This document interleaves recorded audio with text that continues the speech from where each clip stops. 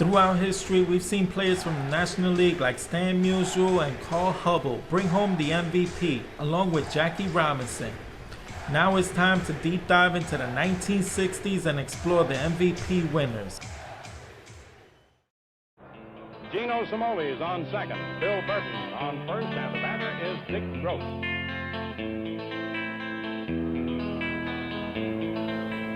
There's a shot to left field for Mays. Cimoli around third, comes in to score the throw into third, and Burton stops at second, and it's 7-5. And Casey Stengel is out of the dugout as Dick Groat comes up with his sixth hit. Dick Groat, here with his 1960 Topps card. And as we take a peek at the back, you'll see a cartoon illustrating he played at Duke, where he averaged 22 points in basketball. Dick Groat was a two-sport athlete who excelled in both sports, but what the card doesn't state is that after the '59 season, he was nearly traded away for none other than Mr. Roger Maris. Groat would reward Danny Murtaugh, who was responsible for canceling that trade with his best year. Groat would run away with the award in 1960 over his own teammate Dan Houck and Willie Mays, who finished third. Mays would actually seem to have a better year than both Groat and Houck, but it seemed the voters decided to award a player from Pittsburgh, as the Pirates were having quite a season in 1960. Groat was the team captain though, as he steered the team to a championship season, and the voters acknowledged him with an MVP, the first Pirate to win the award since Paul Wainer did it in '27. What a year it was for Mr. Dick Groat.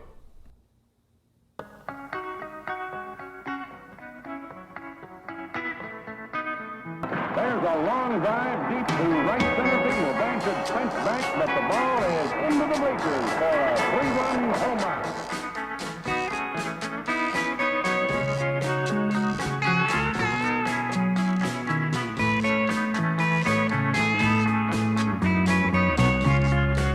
Robinson gets a warm reception from his teammates.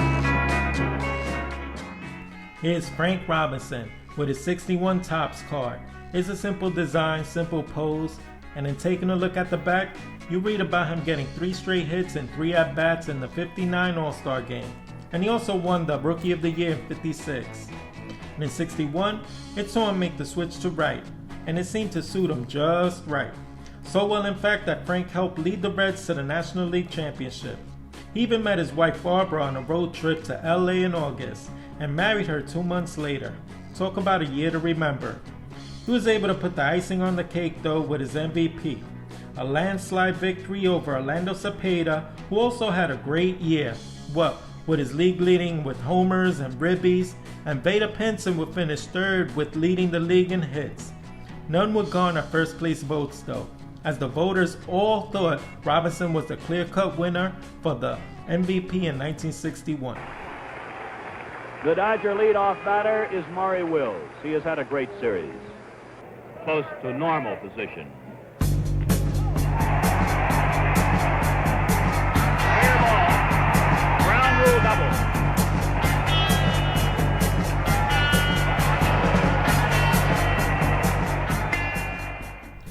Maury Wills, represented here with his 62 card by Post.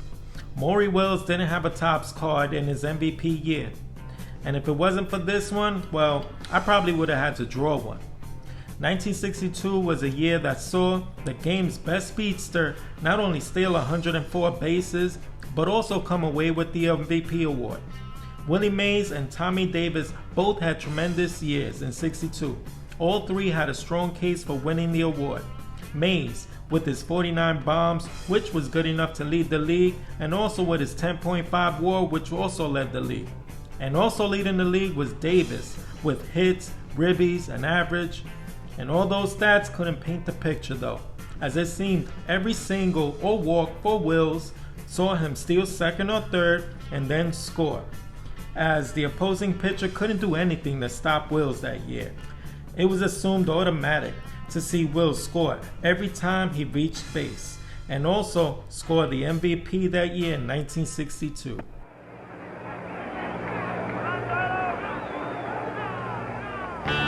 Strikeout.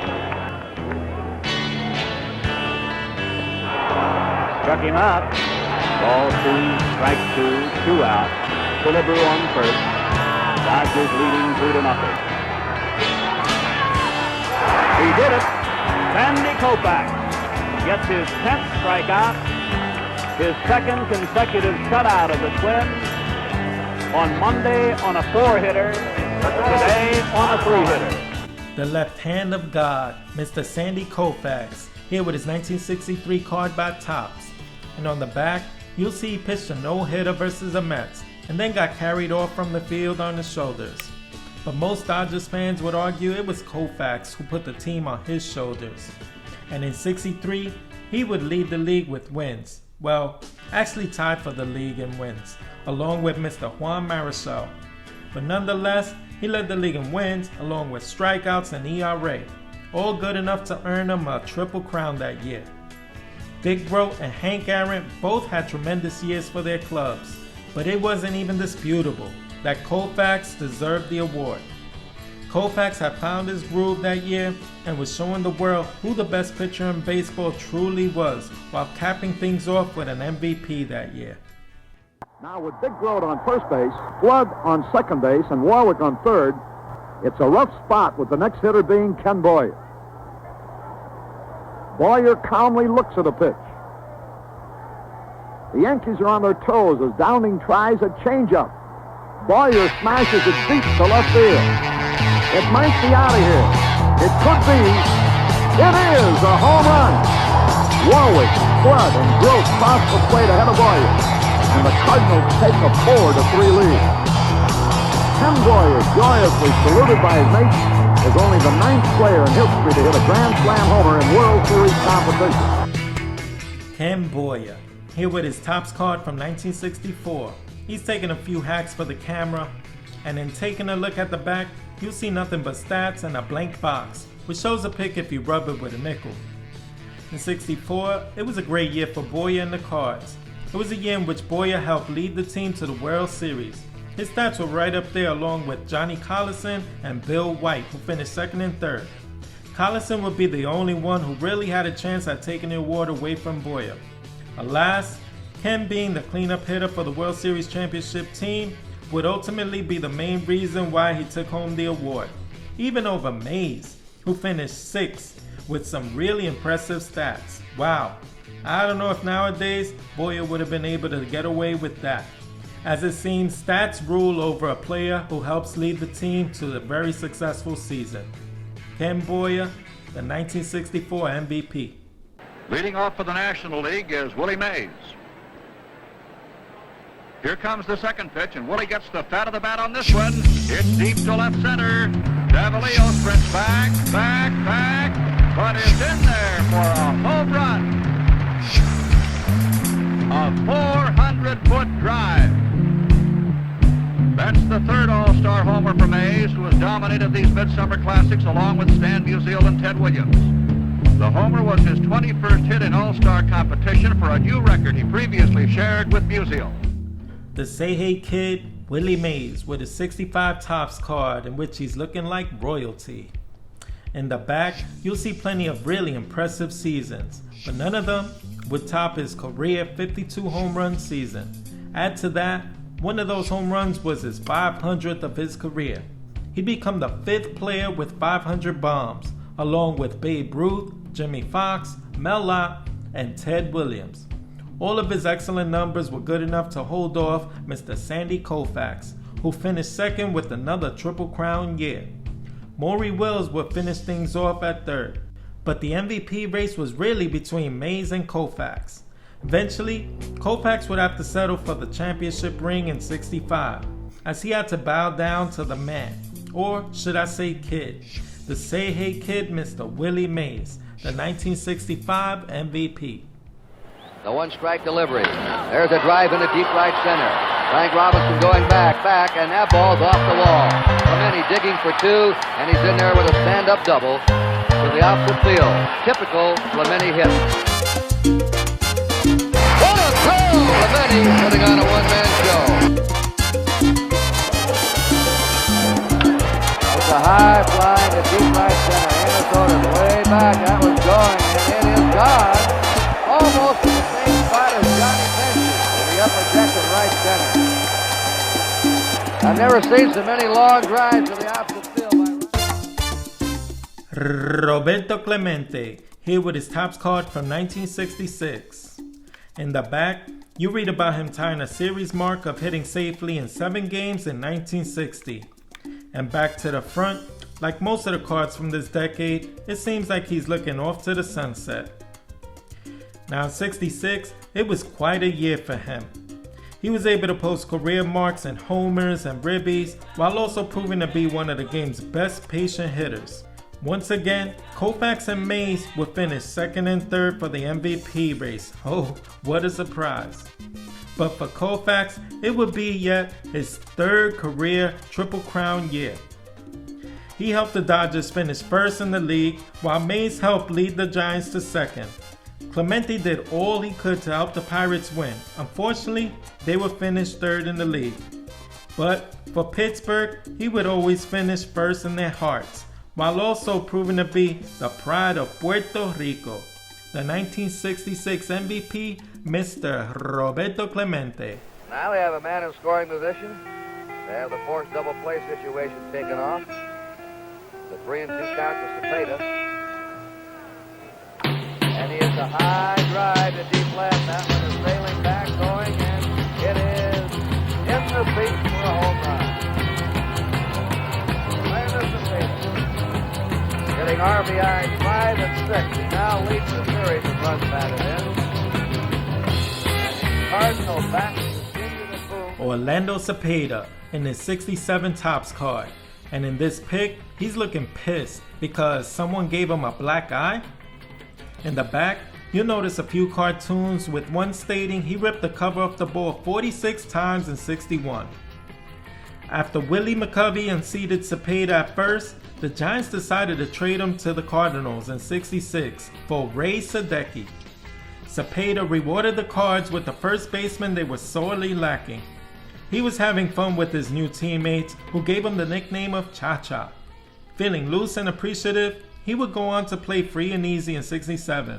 His stats would prove how well he felt. Tim McCarver finished second in the race for the MVP, with Clemente making a strong bid for back-to-back MVPs. But it seemed like a season of destiny for Cepeda, as nothing could stop him. Not even the Red Sox, who lost to the Cards in the World Series. What a year for Orlando Cepeda in 67, the MVP of the National League. Bob Gibson, who set a new National League record for earned run average this year, 1.12. The 2-2 pitch to McCullough. Struck him out. Stanley swings and strikes out. This is Detroit, Michigan. He struck him out swinging. 3-2 pitch. Struck him out.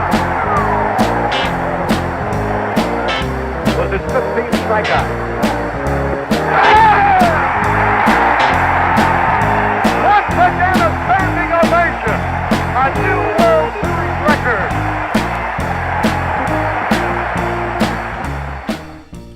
Bob Gibson, here with his burlap design 68 Topps card. And in the back, you'll see an explanation for his 13 wins in the 67 season due to a leg injury which sidelined him for 2 months. But in 68, that leg was all healed up, and he used it to help dominate the league with what was the lowest ERA in baseball since the dead ball era. His wall also illustrated how he was the best player period in 68. Pete Rose with his .335 average was good enough to lead the league and help him finish with second in the MVP race, with Willie McCovey and his league-leading 36 homers and 105 RBIs finished third. None could touch Gibson though, in what was known as the year of the pitcher.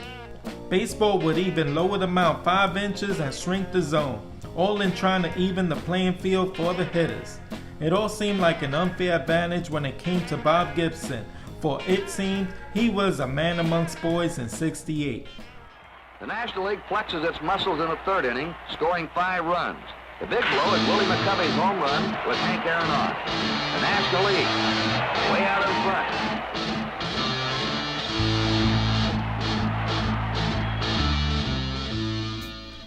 Willie McCovey, seen here taking some practice swings for the cameraman with his 69 Topps card.